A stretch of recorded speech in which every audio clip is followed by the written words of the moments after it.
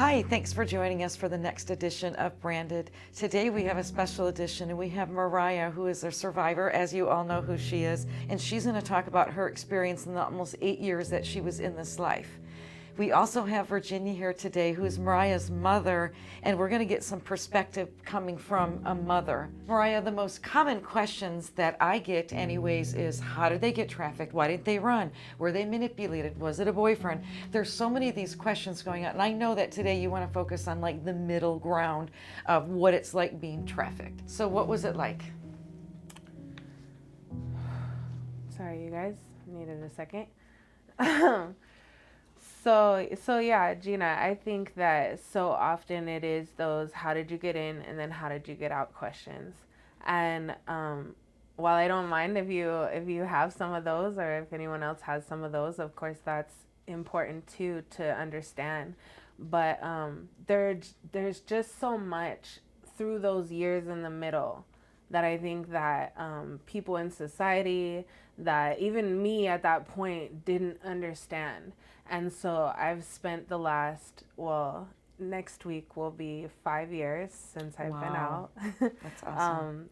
Yeah, and I've spent these last years understanding my trauma, understanding those middle things that no one asks about. We know that manipulation, coercion, pretending to be a boyfriend, we all know that that is a big way of getting a girl to trust, their trafficker. But one question that some people have is, what about the emotional and physical abuse? What goes on in that middle ground that you were talking about, emotionally and physically? So I think that one of the things that's more hidden is that, so many people have that, like, well, if you had an opportunity to get away, if you weren't around them all the time, why didn't you run? And I know we've talked about this before, the chains are in your mind, but just to kind of explain what that's like, this person, they build a relationship with you. It's not a stranger. It's not, some random guy that you just come across. It's somebody that has spent time at least acting like they wanted to know you, at least acting like they cared about a couple things about you. And so by the time they're,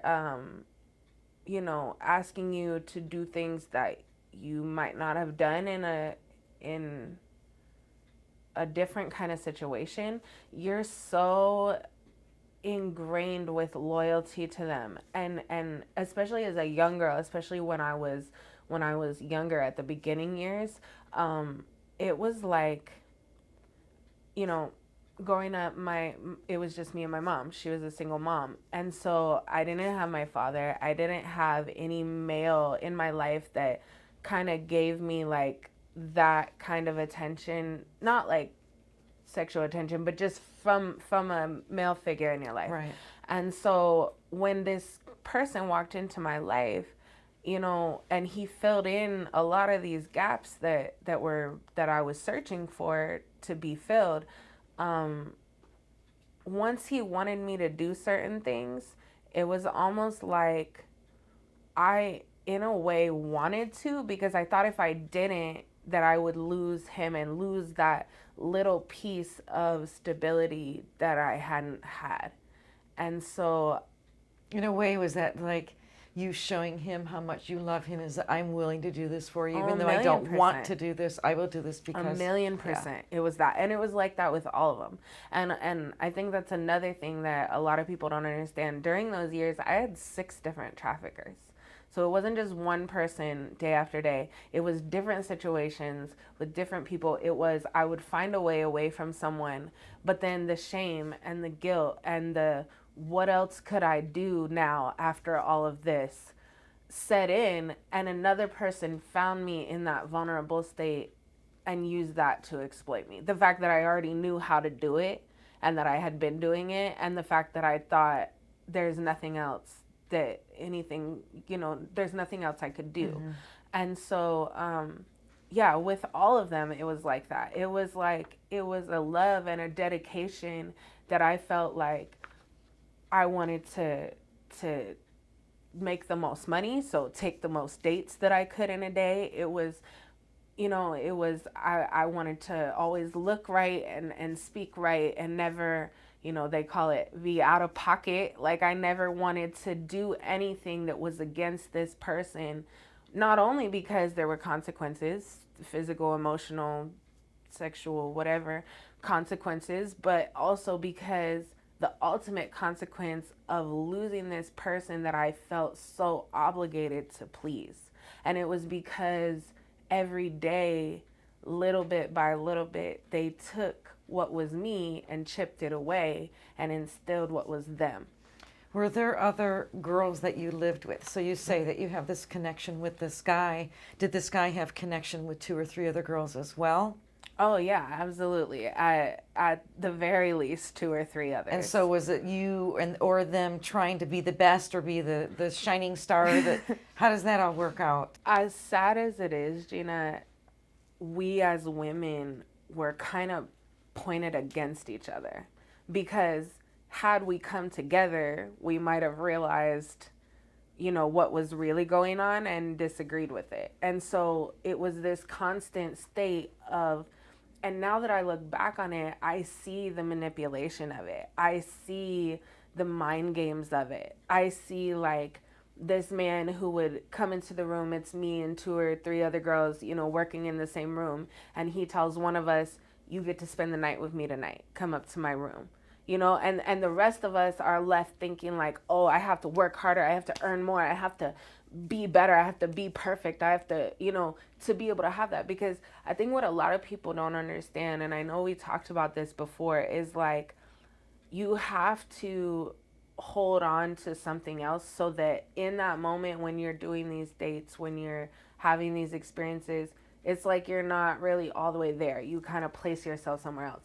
And for me, a lot of that was that just very like unhealthy and strange connection that I had with this man, because I would think about him when I was doing it. Like when I was out there walking holes in my shoes, I wasn't thinking, oh, I'm going to make some money for me. I was thinking, I'm going to take this back to him and he's going to be proud of me. And then he's not going to yell at me, or he's going to be sweet to me, or he's going to, let me sit down or eat or something, rather than like, right. Rather than being there in that moment, I fantasized a person, because if I didn't hold on to him, I was floating in midair. And as strange as that sounds, back then, nothing could have broke that loyalty, because like I said, it was like I didn't know who I was outside of that. I didn't have any parts of me left. So as you're explaining this, you're calling these dates. We call them John's buyers. We understand that girls can be raped up to 20 times a day. And so by calling it dates, it appears that it's minimizing what this really is. Yeah, for sure. When it was first introduced to me, it's so funny thinking about it now, because like my first pimp, when he described it, he didn't say like, oh, you're gonna go into this room and you're gonna have sex with this stranger. He was like, they'll call your phone when they're here, or I'll text you when they're here, and then they're gonna come in, they'll give you the money, and then you do what you do for whatever time frame. And so in my brain, like, I didn't understand what that meant. And so when the first one happened,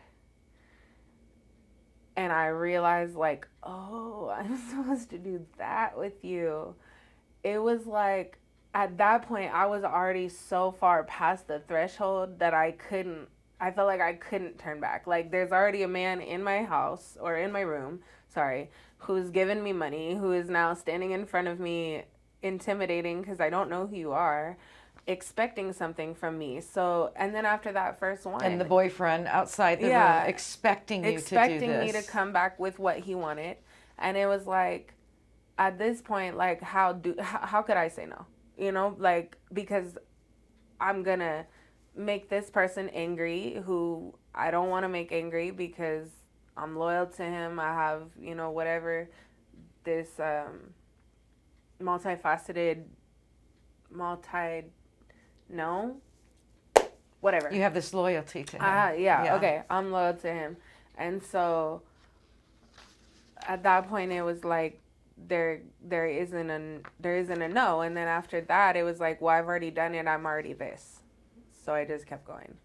Marriah, did you ever fear for your life, and what was protocol should the police be involved?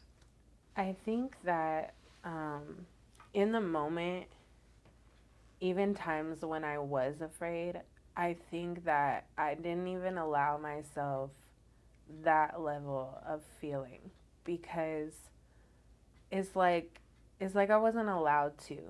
Like anything like that, if I expressed that I was, scared to go out one night, or I had an uncomfortable feeling about a date, or a buyer or whatever, I wasn't allowed to. Like it was like, shut up and go out there and do your job, not, oh, what kind of feeling. And so after a couple of times of that, if I did feel anything, I just let it go. Say anything. Yeah. And there were consequences of that. There were times when I had a bad feeling, but I just kept going like I was told to, and horrible things happened. But at the time, I guess I kind of blamed myself. Like, this is what comes with it. You knew what you was getting into. But now, further down the road, I asked myself, like, how much of it could you have anticipated? Because when these things happened like from the hands of the buyers? Like the abuse? Yeah, that, or just even smaller things, like just like I was talking about earlier, how the girls are kind of pinned against each other. Just the like cruel things that we would say to each other, like, little underbite things, because we were like in competition, or and you don't think about those things, but it's like it was hurtful. Some of them were people that I cared about to one degree or another. Like it was someone that I lived with all day, or just or even like we've talked about from the traffickers, like beatings and stuff like that. I couldn't anticipate it. It happened just at a moment's notice. When it happened, like it was like a switch. So there were times when I would feel uneasy, and that would be mostly like with the buyer. But there were other times when I just had to train myself to not care about what it felt like, because, feelings were used against you. And so it was easier to not have them. And then what about, I know a lot of girls get arrested, pimps get arrested, and so when there was police involved, what was protocol? Were you taught to do certain things? The simplest answer I can give you is protect daddy at all costs. And that's how it was. I want to point out one thing that you had mentioned a couple weeks ago when I saw you, and you had some really cute heels on, and you had mentioned, and these are things that you said, like in that middle area, not from the beginning or the end, the middle part where most people would never know. Something as crazy as you had to run on a treadmill in heels to practice if you had to run from police or any other. Police or other pimps. Right, or other pimps. A situation with the buyer that went sour, or if you were So this was every day, day and night, every day. Were you ever allowed to be sick, not feel good? Mm-mm. Cramps? You weren't allowed to have a fever? On our period, they tell you to put makeup sponges in so it catches and you can keep working. So if that's an indication of the answer is no, you weren't allowed to be a human. You were supposed to be a robot, I think. Virginia, this has to be extremely hard, although you probably know most of this anyways. I have 4 daughters myself, and I can't imagine what it feels like to have a daughter go through this and then hear about that. Well, one thing that comes from it is that I understand now what this business is all about, and I can go back and understand some of the signs of Marriah's deep need and the fact that she was vulnerable to this because of the things that were missing in her life. Well, I know you had mentioned one time that even once she ran away or she was gone, you still didn't realize what was going on with her. Oh, no idea. No idea of really what this life was about, or there would have been no way to endure it. And also to go off of that, I just wanted to tell, I guess, a couple like quick stories. Um, just to speak to the level of disconnect that I had, even with my mom, who I love so much. There was this one time she had went out of state to rescue me, to get me away from my pimp. And when we got back, she was trying to get me into a program, and he called and said all the wonderful things, and I had decided I was going back. And I'm packing my bag, and I think I had asked like for a ride to the bus station or something, and she told me no, she couldn't do that, if I was going back. And I just remember like I was walking out the door, and she grabbed a hold of my suitcase and was like crying and begging me not to go. And I was so disconnected from any kind of feeling. I just remember like I grabbed a hold of the suitcase and just like ripped it out of her hand, and I walked out the door. And I just remember like I looked over my shoulder and saw her there in the doorway on her knees crying. And like there was inside of me, there was something that was like dying because of that, but there was a whole gloss over of me that just wasn't even there. There was just empty. Yeah. And I just turned. Gosh, and that walked had to away. be Yeah. extremely painful. I can't even imagine. I know that you never stopped trying. You Right. never quit. And so many of these parents quit. Well, one thing that I noticed when Marriah was in the treatment program, I was the only mom that was there supporting. And a lot of the other girls flocked around me and called me mom. I was there a lot. I bought groceries for them and sometimes clothes. Marriah would give them her clothes. They just wanted their mom more than anything in the world.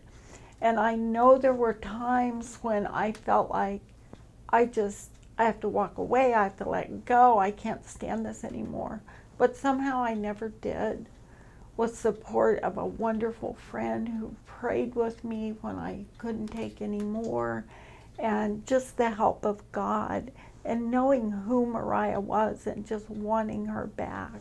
And really who she still is, but it was so covered. I remember just going off of what you just said, like when I was out there, as as disconnected as I was, that was what I wanted too. I missed you like every day, but I wasn't allowed to just call her or just check in with her. Like I remember sneaking out at night when he was asleep to go out and just call her for a couple of minutes and tell her I loved her. And I remember this one time I was in California. It was an area like it's pretty well known for prostitution and pimps and stuff going on. I had walked down like probably further than I was supposed to, and I saw in the parking lot of this store, I saw this mom and her little daughter walking, hand in hand. They just looked so sweet and so innocent and precious to me. And in that moment, like of course I was thinking about my mom and when I was a little girl, and the mom, she was protecting her child, so I don't blame her. I was dressed like a working girl, or however you want to say that, and so I'm not mad at her for it. But she looked up and saw me, and she like grabbed her daughter and was like covering her eyes and was like, "Don't look at her." And I never in my life felt like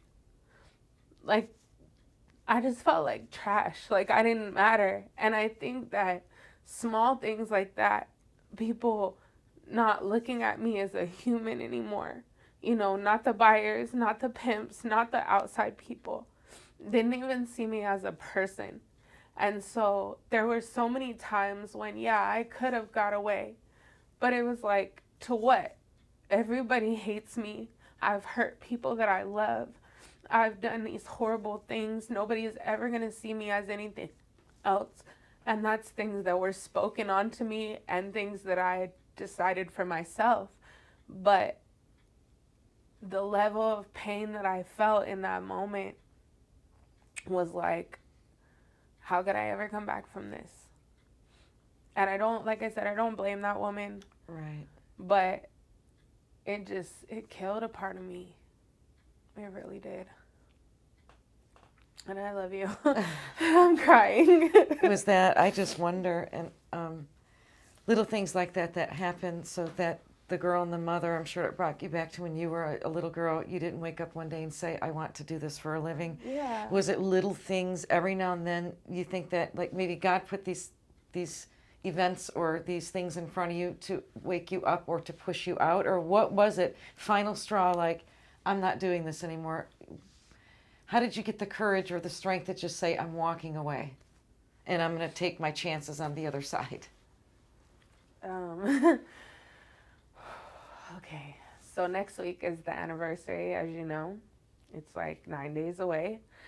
So it's difficult sometimes to speak on, but I wanna talk about it because I think that it's also something that even I didn't understand until years later. But quickly, to give you that answer, I met someone, a man. I had a group of friends in a city that I was sent to by my pimp, and when I visited them, they had a friend who was there, and this particular person, as much as I was like, I literally told him, like, leave me alone. This is too much for you. You can't deal with where I'm coming from. You know, like, you might think it's some fantasy or it's cute, but it's not. And I'm hurting too much. So just leave me alone. He didn't leave me alone. He I guess saw that part of me that was so buried. But unfortunately, my trauma and the fact that, you know, everything that had happened, it took kind of this beautiful thing, this person who saw me for who I was and loved me, and ruined it, because there were so many levels of pain, of just like twisted ideas of how things were. Like, I'll give you an example. So with the pimp, you're not allowed to say or feel anything about them being with another woman. It's like this wifey, we're all for daddy kind of thing. So in a relationship, a healthy relationship, that's not normal. But when I met this person, I still had that idea of relationship. I still had all of the ideas from all these years. And so when it was applied to something that wasn't that manipulation, it was genuine care and concern for me as a person, I was so damaged that I ruined it because... Well, your self-worth was gone. I mean, you didn't really even have it. Yeah, and worthy of a guy that actually likes you for you. Yeah, and I hurt him too. Yeah. Like I said, I hurt people that I loved. And so after that happened, after that fell apart, which it's strange, but that was more difficult than everything that happened, because it was like all of that happened and I couldn't control it. And now something that I truly cared about was tainted and ruined because of everything that happened. But when that all fell apart, that was really what drove me to, like, I need to understand trauma. I need to fight for other people who are still experiencing this or who may in the future, because it's like I hurt people that I loved. My mom, this person, I friendships, like I did things that I wouldn't have done had I not had all of that introduced to me for so many years. Like, and so that was really what pushed me to figure out all of my stuff, because I never wanted that to happen again. Like, I literally remember telling God, like, if I ever have the opportunity to love again, I just want to do it right. So can you please teach me what love is? Because I didn't know before that. I had no idea. These people say they love you, you know, they say they're down for you or whatever. But the truth of the matter is, they say it so that you think it, so that you'll be that way for them. And it's not love, because somebody who loves you couldn't ask you to do those things, couldn't ask you to suffer that way. But I didn't understand that then, you know. You know, Virginia, as a mother, I know that when my children would act out as teenagers, to the point where sometimes it got bad, I would look at myself and say, what did I do wrong, or what could have I done differently? You had to have felt that way when it came to Marriah. Absolutely. Now that we're here and I can look back and I understand the dynamics of what really happened. At the time when Marriah first started acting out and being attracted to older men, running away and things like that, I would say, oh my gosh, I've made it through college. I'm a teacher now. We have a good life. How can she be so unhappy? But I understand now that I was a single mom. We were very isolated. We weren't around any of my family or many friends. I worked a couple of jobs most of her life up to this point, plus going to college. And she just was very needy for attention from a father, which she had never met. And I want parents to understand that these kind of actions are a cry for help that are out of a deep, deep need. And to look at it that way and not look at it as, oh, I must be a bad parent. I must have done something wrong. Right, because there are many single parents. Oh. There are many children that cry out for different things. And I think that, and just from what I've learned, is it was at the right time, at the right place. She just happened to be at the right time, at the right place, in the middle of being vulnerable and wanting something. Absolutely. And then we take these actions as an assault on our Right. parenting. And it's not personal, Yeah. right? And then add to that Mariah's incredibly big heart and need to please and help Yep. other people, which is wonderful. Sometimes Now it's that a she recipe is- for a perfect storm. Yes, it is. Yeah.